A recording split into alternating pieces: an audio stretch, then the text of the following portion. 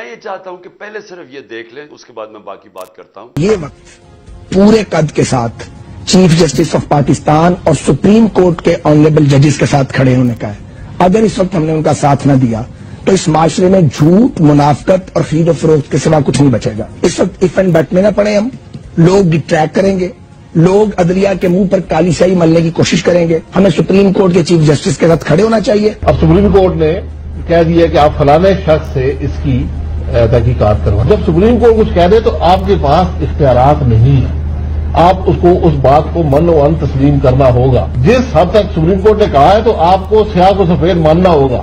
یہ طریقہ کار ہے اس سارے پروسیس کا۔ میں سمجھتا ہوں کہ اس ملک میں آزاد عدلیہ جو ہے وہ برداشت نہیں کی جا رہی۔ کسی شخص کو یا کسی ادارے کو عدلیہ کو بلیک میل کرنا اور اپنی مرضی کے فیصلے کرانا اور اپنے آپ کو بیل آؤٹ کرانا، اس سے میں سمجھتا ہوں اس سے گھناؤنا اور کوئی کاروبار نہیں ہے۔ پاکستان کے مستقبل کا انحصار اس بات پر ہے کہ جو رول آف لا ہے، جو عدلیہ کے فیصلے ہیں، ان پر عمل درآمد یقینی بنایا کہ جب ان کو سپریم کورٹ کا فیصلہ پسند تھا تو ان کے لوگوں نے کیا سپریم کورٹ کے متعلق کیا سٹیٹمنٹس دیں۔ ہمارے پاس اللہ کا کرم ہے، سوشل میڈیا ہے، یہ ساری چیزیں اب آپ کو پتہ چل جاتی ہیں کہ یہ پہلے کیا کہتے تھے، اب کیا کہتے ہیں۔ مجھے کہتے تھے کہ اگر آپ نے الیکشن کروانا ہے تو اپنی حکومتیں ڈیزالو کر دیں، حکومتیں ڈیزالو کی تو سارے الیکشن سے بھاگ گئے۔ اب کہتے ہیں کہ جی عمران خان انتشار پھیلا رہا ہے، آئین کے مطابق چل رہا ہے عمران خان، 90 دن میں الیکشن ہونے چاہیے۔ 2 ہماری حکومتیں ہم نے ڈیزالو کی، آپ سب نے کہا، آئین بھی کہتا تھا، ملک کا قانون کہتا تھا کہ 90 دن میں الیکشن ہو، 90 دن گزر گئے، الیکشن نہیں ہو رہے۔ ہمیں کہہ رہے ہیں اکتوبر میں الیکشن ہوں گے۔ کس طرح اکتوبر میں؟ اس کا مطلب 70% پاکستان ڈس انفرینچائز ہے، یعنی ان کے الیکٹڈ نمائندے 70% پاکستان میں نہیں ہوں گے۔ ایک بددیانت دار الیکشن کمیشن نے شہباز شریف کی حکومت یہاں قائم کر دی جس کی کوئی قانونی اور آئینی کوئی جواز نہیں ہے، اور فضل الرحمان کی حکومت قائم کر دی ہے پختونخوا میں۔ سو واضح ہو گیا کہ جب ان کو ضرورت تھی تو ان کو سپریم کورٹ کی سینکٹیٹی، اس کے فیصلوں کی اہمیت کی سمجھ آ گیا کہ کیوں سپریم کورٹ کا فیصلہ ضروری ہے۔ اور اب جب کہ 15 کے 15 سپریم کورٹ کے جو ججز ہیں وہ ایک چیز پہ سب متفق ہیں کہ 90 دن کے اندر الیکشن ہونا چاہیے جب اسمبلیز ڈیزالو ہوں، تو اب یہ سارے مل کے کہ کیونکہ کہیں سپریم کورٹ فیصلہ نہ کر دے 90 دن اور الیکشنز ہو جائیں، وہ الیکشنز کے خوف کی وجہ سے یہ اس وقت یہ سب کچھ آپ تماشا دیکھ رہے ہیں۔ اور یہ اس لیے کیوں الیکشن سے بھاگے ہوئے مجھے آپ کو بتانے کی ضرورت نہیں ہے کہ 2 دن پہلے رپورٹ آئی، عوام کو تو پتہ ہے کہ جو میں باتیں کر رہا ہوں، بلومبرگ جو کہ ایک انٹرنیشنل ایک دنیا کی معیشت کے اوپر ایک ایسا ریسپیکٹڈ رسالہ ہے جو ساری دنیا میں پڑھا جاتا ہے، وہ کہتا ہے کہ پاکستان کا آج حال سری لنکا سے برا ہو گیا ہے۔ جو سری لنکا کے اندر جو مہنگائی ہے وہ پاکستان کی اس سے آگے بڑھ گئی ہے۔ سری لنکا سے مہنگائی کی وجہ سے لوگ سڑکوں پہ آئے تھے، تو سری لنکا سے آج ہمارے حالات برے ہو گئے جب سے جنرل باجوہ نے تحفہ دیا ان چوروں کو ہمارے اوپر بٹھانے کا۔ 1 سال پہلے، میں پھر سے کہتا ہوں، دشمن بھی پاکستان سے وہ نہ کر سکتا جو جنرل باجوہ اس قوم سے کر کے گیا۔ ان کو بٹھایا اوپر، انہوں نے آ کے ساری اکانومی تباہ کر دی، اپنے آپ کو انہوں نے 1100 ارب روپے کے کیسز معاف کروا لیے، انہوں نے آتے ساتھ ہی اپنے آپ کو ECL سے کیبنٹیں ہٹا دیا تاکہ یہ باہر جا سکے، کیونکہ سارا پیسہ باہر پڑا ہوا ہے، عیاشی باہر ہے، اور انہوں نے ملک کی معیشت کو تباہ کر دیا۔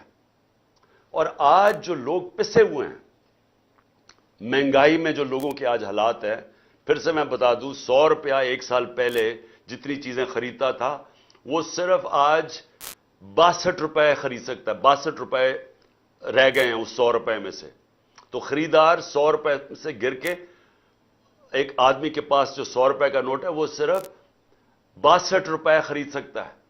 اور اگر سینسٹیو پرائز انڈیکس پہ چلے جائیں کھانے پینے کی چیزیں تو وہ صرف 52 روپے رہ گئے ہیں 100 روپے میں سے، اور گرتا جا رہا ہے۔ ہر روز مہنگائی بڑھ رہی ہے، دنیا میں مہنگائی کم ہو رہی ہے یا مہنگائی بڑھ رہی ہے؟ تو اس لیے میں آج وہ ساری قوتیں جو ان چوروں کے پیچھے بیٹھی ہوئی ہیں، میں آپ سب کو کہہ رہا ہوں کہ آپ ابھی سے سمجھ جائیں ملک کدھر جا رہا ہے۔ سری لنکا کے اندر جب پبلک نکلی تھی حالات اتنے برے نہیں تھے، آج کیوں نہیں پاکستانی قوم نکل رہی؟ امید لگا کے بیٹھی ہوئی ہے کہ الیکشنز آئیں گے، تو وہ الیکشنز کی انتظار کر رہے ہیں کہ غصہ ان کا الیکشن میں نکلے گا، جس کی وجہ سے یہ بھاگ رہے ہیں۔ تو مجھے اپنی اسٹیبلشمنٹ کی نہیں سمجھ آ رہی کہ آپ کو اس میں سے کیا مل رہا ہے، ان چوروں کے پیچھے لگ کے جنہوں نے ملک کو تباہ کر دیا ہے، تو اس سے آپ کو کیا مل رہا ہے کہ ان کے پاس تو کوئی اب طریقہ ہی نہیں ہے ملک کو بچانے کے لیے، ان کے پاس تو روڈ میپ نہیں ہے۔ اکتوبر تک یہ کیوں انتظار کر رہے ہیں؟ کیونکہ انہوں نے اور ہمیں تحریک انصاف کو پکڑ دکڑ کرنی ہے، اداروں کو ہمارے خلاف استعمال کرنا ہے، کیسز اور کرنے ہیں۔ کیا اس سے یہ بچ جائیں گے؟ میں سوال یہ پوچھتا ہوں کہ کیا اس سے یہ بچ جائیں گے؟ علی امین کو 1 مہینہ پکڑا، جیلوں میں پھرایا، کدھر سے کدھر، بکھر، پھر اسلام آباد، پھر اس کو لے کے گئے ادھر لاہور، لے کے آئے، تشدد کیا اس کے اوپر، پھر ادھر سے گیا پتہ نہیں شکارپور، تو کیا ہوا؟ 20 کلومیٹر لمبا اس کو جلوس لینے آیا ڈی آئی خان میں۔ وہ علی امین کہتا ہے میں نے کبھی اس طرح کی عوام کا رویہ ہی نہیں دیکھا، انہوں نے اس کو اتنا بڑا ہیرو بنا دیا۔ تو کیا فرق پڑا؟ کیا یہ پکڑ دکڑ سے کچھ بدل جائے گا؟ کیا یہ عمران خان 2 دفعہ مجھے قتل کرنے کی کوشش کی، کیا میں رک گیا ہوں؟ میں پھر نکل رہا ہوں، میں پھر جا رہا ہوں پبلک میں پھر جلسے کر رہا ہوں، بدھ سے میں جلسے کر رہا ہوں، 14 تک کروں گا۔ یہ جو بھی آپ سمجھ رہے ہیں کہ یہ خوف زدہ ہو کے یہ کہ ایک تحریک جو لوگوں کے دلوں میں چلی گئی ہے وہ رک جائے گی، 4200 جگہ پہ لوگ نکلے ہیں، اور میں آپ کو اب یقین دلاتا ہوں کہ میری جو اگلی کال ہوگی وہ اس سے زیادہ لوگ نکلیں گے۔ اور یہ ضروری نہیں کہ اگر آپ اس طرح دباتے رہیں لوگوں کو اور پکڑ دکڑ کرتے رہیں تو ہم چپ کر کے بھیڑ بکریوں کی طرح اسی طرح ہی بیٹھے رہیں گے۔ ہم صرف اپنی ملک کی معیشت دیکھتے ہوئے، کیونکہ ہم نے باہر نہیں بھاگنا، ابھی تک میری جگہ یہ دوسرے ہوتے تو باہر بھاگے ہوتے بڑی دیر کے، ہم نے یہاں جینا مرنا ہے، اس لیے ملک کا سوچ رہے ہیں کہ اگر ہم نے یہاں سڑکوں کے اوپر نکلا ہے جس طرح سری لنکا میں لوگ نکلے تھے، تو یہاں تو معیشت تو آگے بیٹھ گئی ہے۔ تو اس لیے میں سب کو آج کہہ رہا ہوں کہ یہ جو آپ ظلم کر رہے ہیں اور جو ہمارے کارکنوں کو پکڑ رہے ہیں، اس سے تحریک نہیں رکنے لگی، اس کو اور تیزی سے اوپر جا رہی ہے، لیکن اس سے ملک کو آپ تباہی کی طرف لے کے جا رہے ہیں۔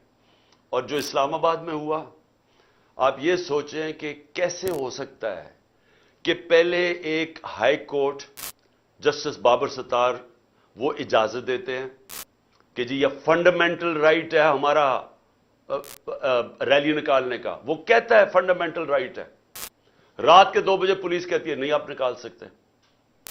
کیوں نہیں نکال سکتے؟ اور کس چیز کے لیے ریلی نکال رہے ہیں؟ آئین کی، اپنے آئین کی بالادستی کے لیے ریلی نکال رہے ہیں، کوئی انتشار کے لیے نہیں نکال رہے، رول آف لا کے لیے ریلی نکال رہے ہیں۔ اجازت نہیں دیتے، اور اجازت ہی نہیں صرف دیتے، وہاں آپ دیکھیں عورتیں وہ بیچاری کھڑی ہیں سائڈ پہ، ان کو پکڑ کے جیلوں میں ڈال رہے ہیں، ساری دنیا کے سامنے منہ کالا کروا رہے ہیں پاکستان کا۔ اور اس کے بعد ہمارے رات کو ورکرز کو پکڑنا شروع کر دیتے ہیں، 50-60 ورکر پکڑ لیے ہیں، سرگودا میں علیحدہ ورکر پکڑ رہے ہیں۔ تو کیا یہ اس سے ثابت کیا کر رہے ہیں آپ کہ وہ اسلام آباد کا جو آئی جی ہے وہ ایک جرائم پیشہ آدمی ہے؟ مجھے پتا ہے، میں نے اس کا کیس دیکھا ہوا ہے، سیف سٹی کے اندر وہ کرپشن کے اندر سزا ہونے لگی تھی اس کو۔ دوسرا جرائم پیشہ آدمی شہباز شریف جب پرائم منسٹر بنا، اس کو سزا ہونے والی تھی 24 ارب کے کیس میں، اس نے پہلی چیز اپنی طرح کے لوگوں کو اس کو لا کے وہاں بٹھا دیا۔ اور کیونکہ وہ غلام ہے شہباز شریف کا، وہ پولیس والا نہیں ہے، پولیس کتاب پہ چلتی ہے، رول آف لا پہ چلتی ہے، پولیس کے قانون لکھے ہوئے کتاب میں کہ کیا کر سکتے ہیں کیا نہیں کر سکتے، لیکن یہ غلام ہے شہباز شریف کا، مجرم شہباز شریف کا، کیونکہ یہ اس کی وجہ سے بچا ہوا ہے جیل میں، لہٰذا اس کے گندے کام کرنے کے لیے تیار ہے۔ یہی آدمی ملوث تھا ڈرٹی ہیری کے ساتھ مجھے جوڈیشل کمیشن میں مروانے کے لیے، یہ اس کے اندر بھی شامل تھا۔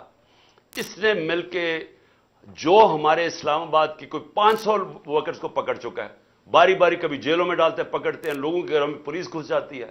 یہ کون سی جمہوریت ہے؟ اور کیا ہوگا اس سے؟ کیا یہ جیت جائیں گے چور الیکشنز؟